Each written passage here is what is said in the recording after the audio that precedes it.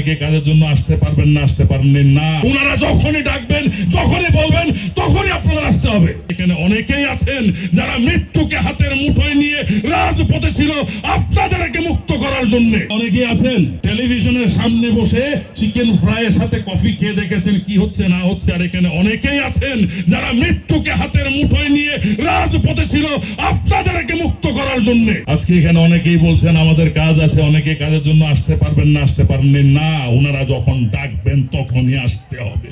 ওনারা আপনাদের জন্য জীবন দিয়েছে, আপনাদের জন্য তাদের অঙ্গহানি ঘটেছে। ওনারা যখনই ডাকবেন, যখনই বলবেন, তখনই আপনাদের আসতে হবে।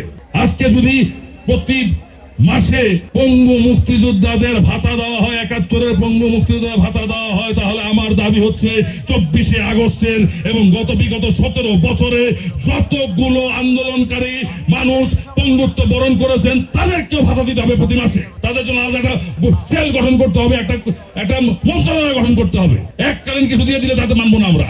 তাদেরকে সারা জীবন তারা যতদিন বেঁচে থাকবে, তারা যতদিন পঙ্গু হয়ে থাকবে, তাদের সকলকে সারাটা জীবন তাদেরকে সরকারি পৃষ্ঠপোষক তাদেরকে মাসে মাসে তাদেরকে ভাতা দিতে হবে। একটা মাসুম বাচ্চা, এই বাচ্চাটার বাবা কিন্তু রোজগার করতো।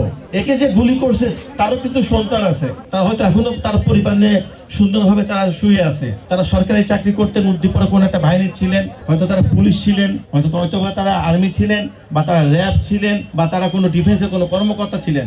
আমি মনে করি শিল্পীর কোনো সীমানা নাই। শিল্পীর আকার সারা পৃথিবীতে ঘুরবে। শিল্পীর পরিচয়ে। তারপরে ব্যক্তিগতভাবে রাজনীতি করার অধিকার সবার আছে, সেটার সাথে আমরা শিল্পের সাথে মিলাবো না।